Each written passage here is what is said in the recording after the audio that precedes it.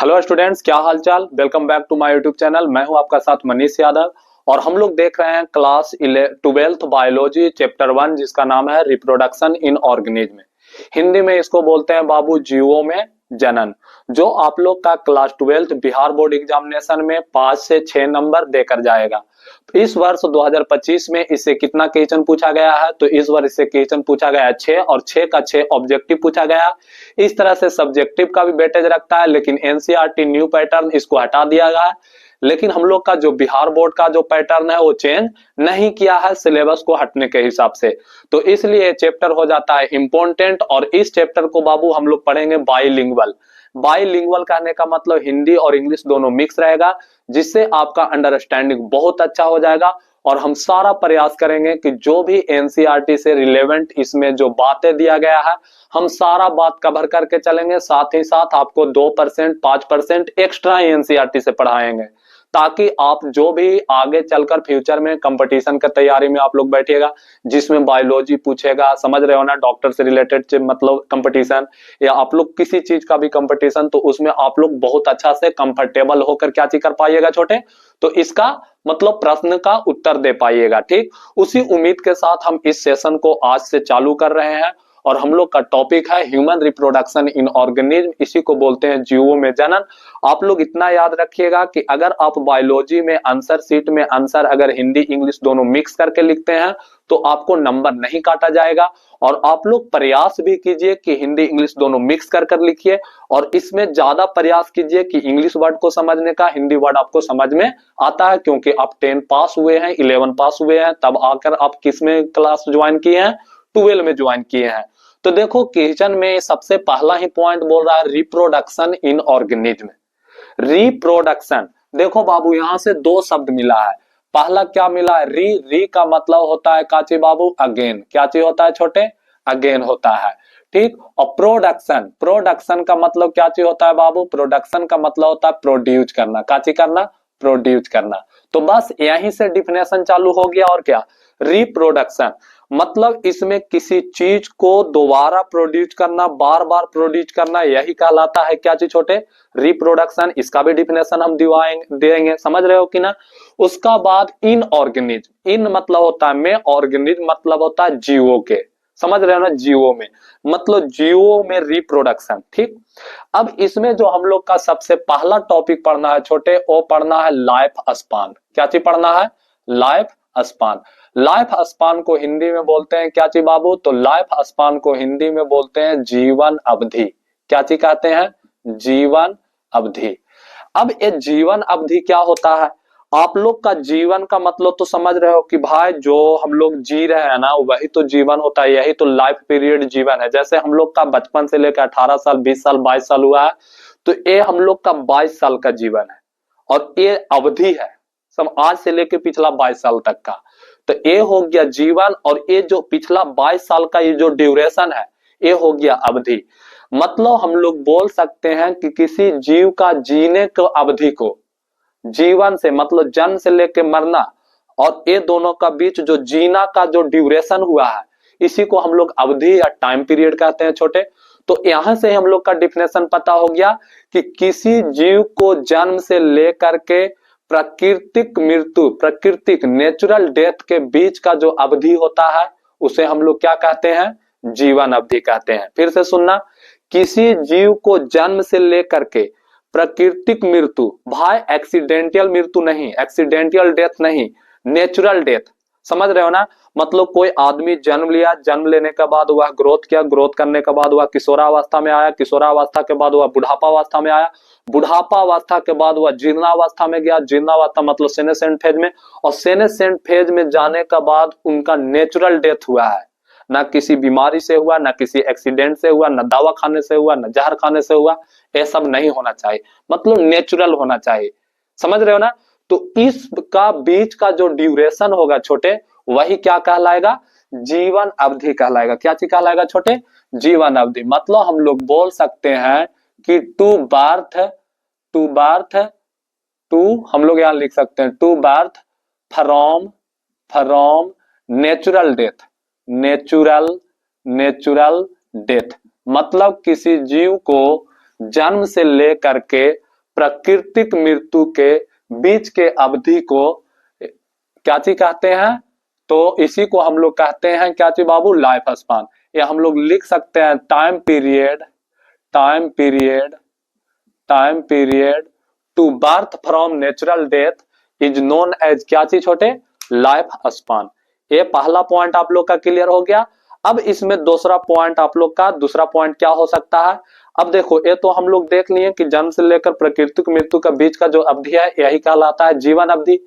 अब किसी भी ऑर्गेनिज्म, दुनिया में बहुत सारा ऑर्गेनिज्म इस यूनिवर्स में है, और इस यूनिवर्स में ऐसा ऐसा ऑर्गेनिज्म है छोटे जिसका जीवन काल एक दिन से लेकर के हजारों साल तक है। समझ रहे हो ना? मतलब हम लोग बोल सकते हैं कि जीवो मतलब यूनिवर्स में या जीवो का जीवन काल या लाइफ स्पान एक दिन से लेकर के कितना दिनों तक होता है? हजारों साल तक होता है। और इसका सबसे अच्छा एग्जाम्पल क्या चीज है छोटे? तो इसका एग्जाम्पल है बाबू मे फ्लाई। मे फ्लाई, मे फ्लाई का जो जीवन काल है छोटे वो है 1 डेज। कितना डेज? 1 डेज। और एक प्लांट है सिकोवा, सिकोवा, देखो सिकोवा, ये जो सिकोवा है इसको हिंदी में भी लिख देते हैं सिकोया, सिकोया। ये जो सिकोया है छोटे, सिकोया, उसका जो जीवन काल है इसको हम लोग बोल सकते हैं कि 3000 से कितना हजार साल तक है? 4000 साल तक है। मतलब यहां से हम लोग का स्पष्ट होता है कि जो जीव का जो जीवन काल होता है छोटे, टू 1 डे फ्रॉम 1000 ईयर्स। समझ रहे हो ना? मतलब एक दिन से लेकर के हजारों साल तक इसका जीवन काल होता है। यहां तक अगर आप लोग का कहानी क्लियर है तो अब दूसरा पॉइंट हम लोग बोल सकते हैं छोटे। दूसरा पॉइंट क्या चीज बोल सकते हैं? कि किसी जीव का जो जीवन काल होता है, any organism life span not correlated to her shape and size या दैट शेप एंड साइज। मतलब इसका मतलब हम क्या बोल सकते हैं कि किसी जीव का जो जीवन काल होता है बाबू, उस जीव का शेप, आकार और आकृति से रिलेट नहीं करता है कि अगर वो बड़ा आकार का होगा तो बहुत ज्यादा दिन बचेगा, अगर उसका आकार छोटा होगा तो वो बहुत कम दिन बचेगा। ऐसा नहीं होता है। और इसमें सबसे अच्छा बेहतरीन एग्जाम्पल क्या है? तो इसका जो बेहतरीन एग्जाम्पल है बाबू, हम लोग यहाँ पे लिख देते हैं size and shape, size and shape not correlated, correlated, correlated,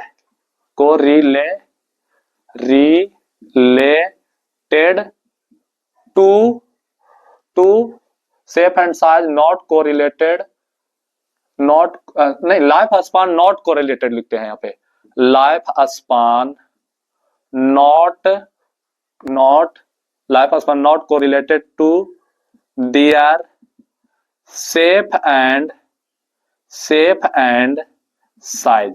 मतलब किसी भी ऑर्गेनिज्म का लाइफ स्पान है बाबू नॉट कोरिलेट इसका शेप एंड साइज पर। जैसे हम लोग बोल सकते हैं कि एक चिड़िया होता है जिसका नाम क्या है? एक पक्षी जिसका नाम है क्रॉव। क्रॉव मीन्स कौवा। ये जो कौवा है बाबू, इसका जो लाइफ स्पान होता है वो कितना ईयर्स होता है? 15 ईयर्स होता है। कितना ईयर्स होता है? 15 ईयर। और यहीं पे एक पैरोट का देखा जाता है छोटे, तो एक पैरोट का जो जीवन काल होता है वो कितना साल होता है? तो एक पैरोट का जीवन काल 140 ईयर होता है। कितना होता है? 140 ईयर। अब बताओ, तुम लोग क्रॉ एंड पैरोट दोनों देखे होंगे, बताओ उसका शेप और साइज में कोई अंतर? नहीं। हाँ, उसका कलर में अंतर, तो कलर में अंतर तुम लोग का पता है, एक ब्लैक एंड एक क्या थी? ग्रीन। समझ रहे हो कि ना? तो भाई कलर यहाँ डिपेंड नहीं कर रहा है, यहाँ शेप एंड साइज का बारे में बात चल रहा है। तो इस तरह से आप लोग क्या बता सकते हो? तो इस तरह से आप लोग ये भी बात बोल सकते हो कि किसी जीव का जो लाइफ स्पान होता है उसका साइज पे डिपेंड, शेप पे डिपेंड नहीं करता है। और ये एग्जाम्पल था आपका एनिमल्स में।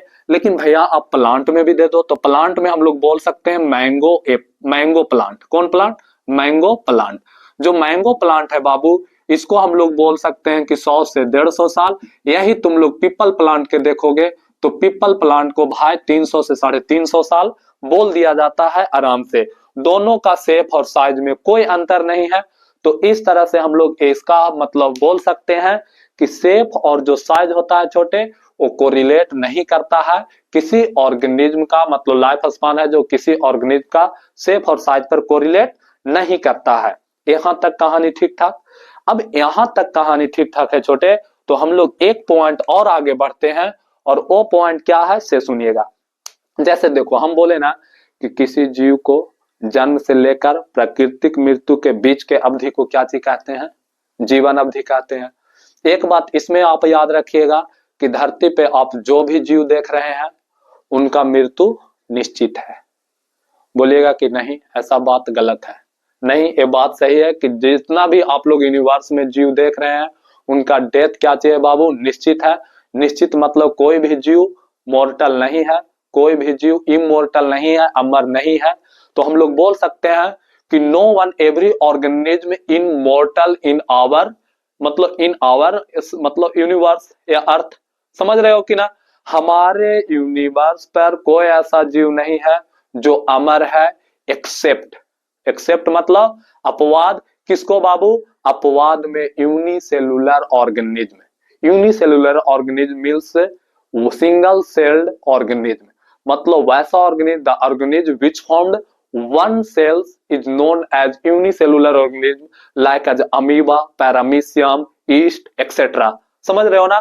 मतलब हम लोग क्या बोल सकते हैं कि जो मतलब धरती पे कोई ऑर्गेनिज्म अमर नहीं है एक्सेप्ट किसको, यूनिसेलुलर ऑर्गेनिज्म को, जैसे अमीबा, पैरामीशियम। समझ रहे हो ना। हाँ, तो हम लोग बोल सकते हैं कि बाबू एव डेथ इज सर्टेन। क्या चीज बोल सकते हैं बाबू, death, death is certain, death is certain मतलब मृत्यु निश्चित है। समझ रहे हो ना। No one organism, no one organism immortal, immortal, immortal, immortal का मतलब क्या चीज होता है बाबू, अमर। मतलब कोई भी ऑर्गेनिज्म इमोर्टल नहीं है except, except, except unicellular organism, unicellular, unicellular organism, unicellular organism मतलब कोई ऐसा ऑर्गेनिज्म नहीं है जो इमोर्टल है, किसको छोड़कर, यूनिसेलुलर ऑर्गेनिज्म का डेथ निश्चित है चाहे कोई भी ऑर्गेनिज्म हो। Unicellular organism like, like as amoeba, amoeba, paramecium, paramecium, yeast, yeast et cetera, ETC। समझ रहे हो ना।